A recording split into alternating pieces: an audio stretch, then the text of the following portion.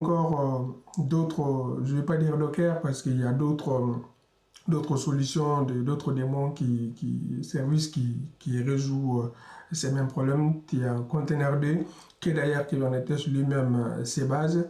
Tu as encore Podman qui est une amélioration des sécurités d'après ce que j'ai compris de Docker. Parce que j'aurais beaucoup plus mis la gestion de droits sur les systèmes. Donc, Docker est venu résoudre un problème, mais par contre, ça a créé encore d'autres problèmes dans la gestion des stacks. Je ne vais pas dire Docker, la containerisation en général est venue traiter un problème. Et ces problèmes-là, c'était quoi? On a un serveur tout court qui a ses ressources matérielles au complet, c'est-à-dire la RAM, le cœur, l'espace disque et sa rapidité et la performance en EI.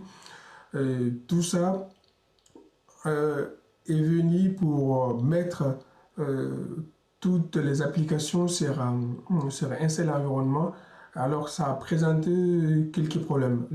Les problèmes des mises à jour des services ou des applications qui utilisaient par exemple une librairie dont ton application à toi fonctionne avec sa version 1.0 et mon application à moi fonctionne avec sa version 1.1.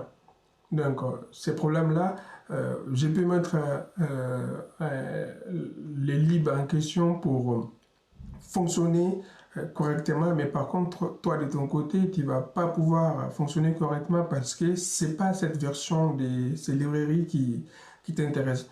Donc, la containerisation est venue résoudre cela en embarquant toutes les dépendances nécessaires, les versions nécessaires d'une application dans une petite bulle, quoi, en quelque sorte, qui est complètement isolée sur les systèmes.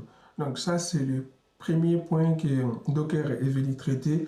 Ensuite, la gestion des ressources qui sont la gestion des ressources sur le côté matériel. Il est venu traiter cela aussi en se basant sur des éléments fondamentaux du noyau qui est les C-group et les namespace.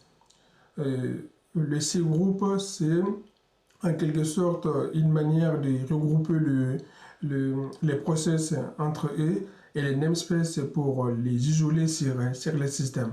Donc cela est dit, une application qui tourne dans un container, son process numéro 1, c'est-à-dire son init quoi, peut être n'importe